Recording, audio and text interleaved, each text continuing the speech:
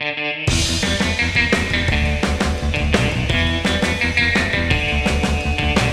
eu sou o Matheus Marcolini e seja muito bem-vindo ao Resumo News, o podcast de notícias do Resumo ETEC. Nesse podcast eu comento as notícias mais legais de passar pra vocês no dia de hoje. Hoje, dia 31 de julho de 2020. Vamos lá! E a primeira notícia do G1. Bolsonaro fica sem máscara e provoca aglomeração no Rio Grande do Sul. Abre aspas, já estou imunizado. Fecha aspas. Bom, para abrir o Resumo News desse dia 31 de julho de 2020, uma sexta-feira, o presidente da República, o Jair Bolsonaro, participou nessa sexta-feira do lançamento de um condomínio popular construído com recursos federais, aquele clássico Minha Casa Minha Vida, em Bagé, na região da fronteira do Rio Grande do Sul. O presidente chegou ao local por volta lá das 3h15, e aí abre aspas para o Jair Bolsonaro. Eu já estou imunizado, se alguém quiser apertar minha mão, fecha aspas. O presidente elogiou o prefeito da cidade, o Divaldo Lara, do PTB, por não ter fechado o comércio na cidade e disse estar preocupado com a situação econômica durante a pandemia. Bagé, que é a cidade, ela está na bandeira laranja do distanciamento controlado com risco médio para a disseminação da doença. De novo, abrindo aspas para o Jair Bolsonaro. Eu sabia que um dia ia pegar. Como infelizmente eu acho que quase todos vocês vão pegar um dia. Tem medo do quê? Enfrenta. Lamento as mortes. Morre gente todo dia de uma série de causas, né? É a vida. Bom, aí o Bolsonaro foi lá, entregou as chaves das primeiras unidades, tá? É aquele Minha Casa Minha Vida clássico, né? Inclusive, ele foi recebido por uma das moradoras lá e o filho, né? Filho dela. E aí a mulher, num ato assim claramente irresponsável, deixou o presidente pegar a criança no colo. É meio... Você confiaria de dar o seu bebê para Jair Bolsonaro segurar? É tipo dar um bebê pro Alex Muralha segurar. Não é seguro, né? Enfim, ele distribuiu autógrafos, pegou presentes de moradores, apertou as mãos dos participantes e chegou a abraçar um dos moradores. Durante a conversa com os jornalistas, o Bolsonaro defendeu o uso do quê? Da cloroquina, mesmo sem nenhuma comprovação científica. Inclusive, mais cedo, quando ele desceu do avião usando máscara para ir para a cidade de Bagé, ele mostrou uma caixa de remédio para as pessoas que estavam esperando ele lá, cumprimentou apertando a mão. Caixa de remédio qual? Cloroquina.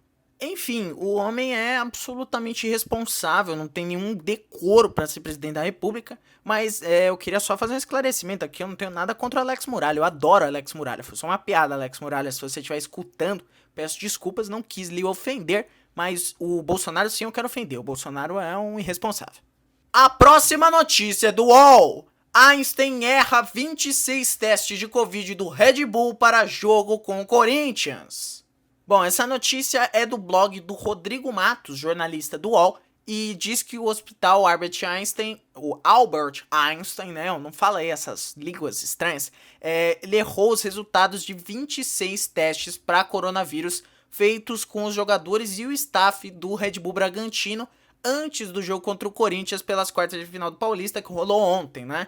Os atletas, eles foram diagnosticados com Covid-19, foram afastados dos treinos, e aí eles só puderam jogar porque fizeram exames lá em cima da hora e deu negativo, né? Essa informação foi publicada inicialmente pelo Globo e foi confirmada com 2 fontes do Rodrigo Matos.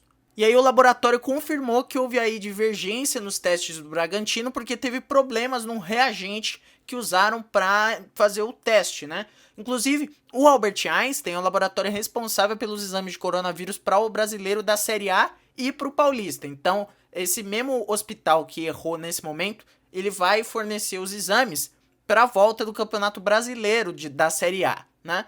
O Red Bull Bragantino vem fazendo testes para o coronavírus 2 vezes por semana, que é do tipo RT-PCR, que são os mais confiáveis, e além dos jogadores também estão sendo feitos exames nos membros da comissão técnica, né? O staff lá que trabalha. Cerca de 70 testes feitos no Einstein por rodada, então em média aí 35 pessoas testadas. Bom, aí antes do jogo contra o Corinthians, né, foi feita uma nova rodada de exames, e ao contrário das vezes anteriores, houve cerca aí de 1/3 dos exames positivo, um total de 26, né?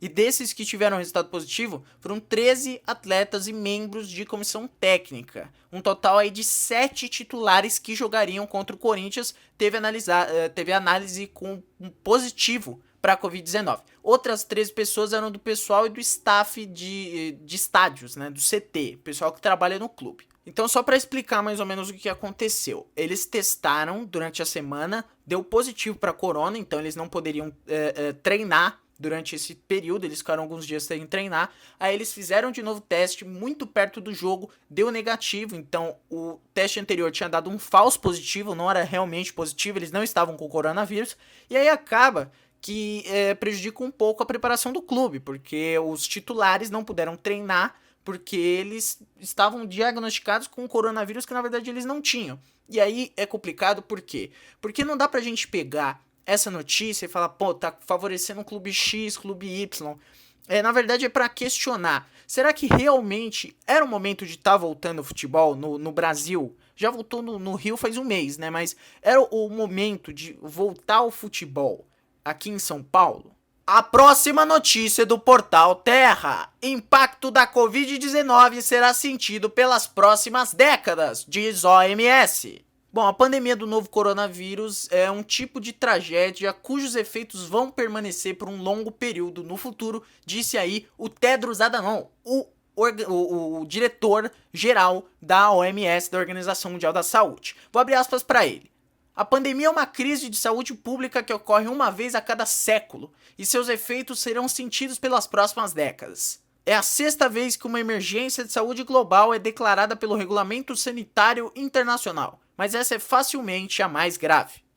Esse tal Regulamento Sanitário Internacional ele foi estabelecido pela OMS, né, em 2005. O diretor de emergência, o Michael Ryan, ele afirmou que a OMS julgou mal a capacidade de alguns países e deveria ter realizado operações locais de assistência nesses, agora que foi completado mais ou menos aí 6 meses da pandemia, né, do surto global. Abrindo aspas para o Michael Ryan. Se pudesse voltar e mudar alguma coisa, acho que estaríamos melhor amparados ao oferecer essa operação. Vamos um pouco da situação atual de hoje, né? Embora o conhecimento aí sobre o vírus já tenha avançado um pouco, né? Ainda tem um monte de perguntas segundo o Tedros Adhanom. Abrindo aspas de novo para ele, resultados preliminares com estudos de anticorpos estão formando um quadro consistente. A maioria das pessoas permanece suscetível ao vírus, mesmo em áreas que tiveram surtos graves. Os Estados Unidos, o Brasil, o México e a Inglaterra foram particularmente aí, afetados, né, por um surtos na verdade, né, que ainda não passaram. No caso do Brasil não passou. Nos últimos meses, né? Na China já estabilizou, na Espanha já estabilizou, mas assim, principalmente Estados Unidos, Brasil e México, aqui a América, tá com muitos problemas, e enquanto os governos estão tentando chegar a uma resposta efetiva à doença. Vai embora, coronavírus! Bom, a primeira rapidinha é que o Flamengo realmente anunciou a contratação do técnico Domenech Torrent. Eu não sei falar o nome dele, eu vou falar Torrent porque é muito mais legal. O catalão, ele assinou um contrato válido até dezembro de 2021, ou seja, 1 ano e meio aí, né?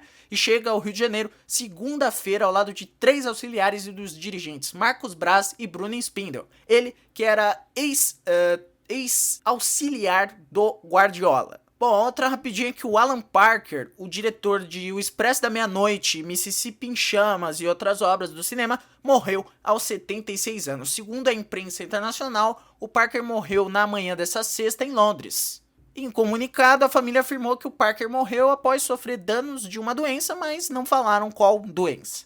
E a última rapidinha, a notícia mais triste da semana é que o SBT anunciou que vai deixar de exibir o Chaves e o Chapolin. Que isso acontece? Por que isso aconteceu, né? Basicamente, eles tinham um contrato que valia até hoje e eles não vão conseguir renovar, porque tá tendo um problema por parte da Televisa, que é a televisão mexicana que tem os direitos do Chaves, e do filho do Chespirito, que também tem direito. Então eles não chegaram a um acordo, não vai poder passar mais Chaves no Brasil. Bom, então é isso, muito obrigado a você que acompanhou o episódio até aqui. Se você gostou, manda para seus amigos aí, se inscreve. Se você não é inscrito e estiver escutando pelo YouTube, se você estiver escutando pelos agregadores de podcast ao redor do mundo, assina o feed para não perder os próximos episódios. Também assina o feed do outro podcast da família Zumetec de podcasts, o República dos Bananas, que tem episódio com Denise Guaranha falando sobre o Vinícius de Moraes. Também procura aí o outro podcast que eu faço lá com a Vanguard Consultoria, o Vanguard Entrevista, que também tem uma entrevista com a Denise Guaranha, mas aí falando sobre a vida dela, sobre literatura, tá muito legal. É isso, eu vou ficando por aqui, amanhã não tem episódio, domingo não tem episódio, eu volto na segunda-feira com as notícias do dia. Beijo pra vocês, bom final de semana, sextou, galera. Tchau!